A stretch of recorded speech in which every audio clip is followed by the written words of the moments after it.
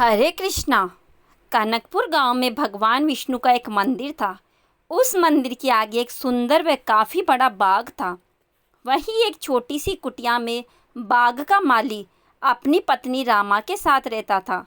जी तो सारे दिन बाग की देखभाल करता, पेड़ों को पानी देता था और रामा घर का काम करती थी।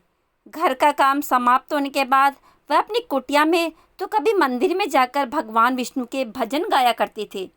एक दिन वह अपनी कुटिया के बाहर एक पेड़ के नीचे बैठी भजन गा रही थी। तभी उसे एक मोर दिखाई दिया।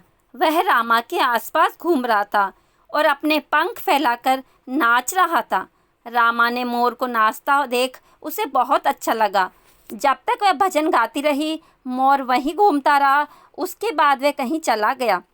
शाम को रामा ने जीतो को मोर के बारे में बताया तो उसने कहा, मैंने तो कोई मोर नहीं देखा।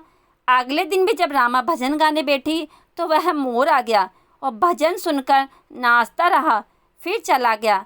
रामा भजन समाप्त होने पर उसे ढूंढती रही, लेकिन वह मोर कहीं नजर नहीं आया। अगले दिन रामा मंदिर गई और मंदिर के पुजारी से मोर के बारे में पूछा। पुजारी ने कहा, बेटी, मैंने तो कोई मोर नहीं देखा, हो सकता है पास के जंगल से आया हो।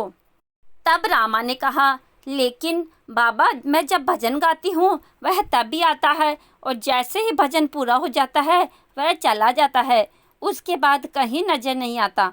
तब पुजारी बाबा ने कहा, बेटी, वह कोई साधु या संत होगा जिसका जन्म मोर के रूप में हुआ है। वह जब भी भगवान श्री विष्णु के भजन सुनता है तो झूमने लगता है। इसी तरह कुछ दिन बीत गए। वह मोर हर दिन भजन सुनने आने लगा था।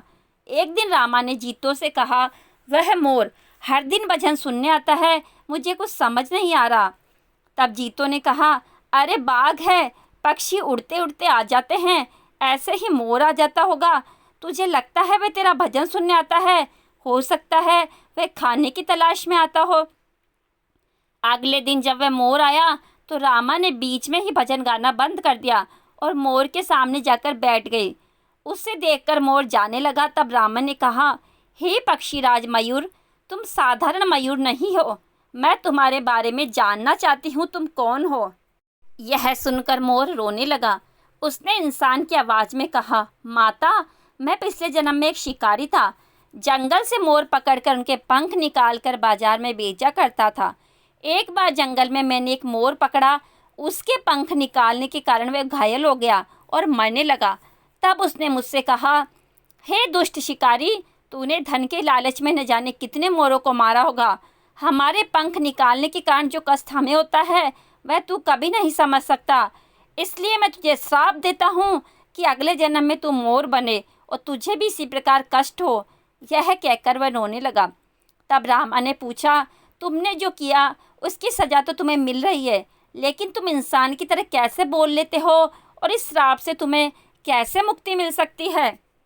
तब उस मोर ने कहा, आज जब कोई मेरे पंख निकालता है तो मुझे बहुत दर्द होता है, लेकिन इन कष्टों को सहते हुए जब से मेरा जन्म हुआ है मैंने श्री हरि विष्णु नाम का जाप शुरू कर दिया। इस जाप के कारण मेरे कष्ट कम हो गए। आपको भजन गाता देखकर मेरा मन नाचने को बेचैन हो जाता है। भगवान श्री हरि विष्णु की मुझ पर बहुत कृपा है, मैं कभी भी अपना रूप बदल सकता हूँ। यह कहकर वह सुंदर लड़के के रूप में प्रकट हो जाता है। उसे देखकर रामा बहुत खुश होती है और पूछती है, किंतु तुम किसी और को क्यों नहीं दिखाई देते? तब मोर रूपी लड़के ने कहा, मैं इंसान के रूप में रहता हूँ, किंतु जब भी कोई श्री हरि विष्णु के नाम का गुणगान करता है तो मैं अपने को रोक नहीं पाता और मोर के रूप में नाचने लगता हूँ। रामा ने आगे पूछा, तुम्हें इस श्राप से कैसे मुक्ति मिल सकती है? क्या मैं तुम्हारी कोई मदद कर सकती हूँ? तब मोर ने कहा, माता, यह बहुत कठिन है। यदि आप अपने पति के साथ 1 सप्ताह तक बिना अन्न जल ग्रहण किए यज्ञ का अनुष्ठान करें और मुझे पुत्र के रूप में पाने की कामना करें तो भगवान विष्णु की कृपा से मुझे मोर के जन्म से मुक्ति मिल जाएगी और मैं आपको पुत्र के रूप में प्राप्त हो जाऊंगा। रामा ने शाम को यह बात जीतो को बताई। जीतो ने मंदिर के पुजारी से बात की और यज्ञ का अनुष्ठान किया। 7 दिन लगातार यज्ञ चलता रहा। 7वें दिन यज्ञ की अंतिम आहुति के साथ मोर ने अपने प्राण त्याग दिए और 9 महीने बाद रामा के गर्भ से एक तेजस्वी बालक के रूप में जन्म लिया। भगवान श्री हरि विष्णु की कृपा से हर प्राणी को कष्टों से मुक्ति मिल जाती है। बोलिए श्री हरि भगवान विष्णु की जय। दोस्तों, आपको आज की कहानी कैसी लगी? अगर कहानी पसंद आई हो तो कमेंट बॉक्स में हरे कृष्णा अवश्य लिखिए और वीडियो को लाइक करें और चैनल को सब्सक्राइब करना ना भूलें। हरे कृष्णा, राधे राधे।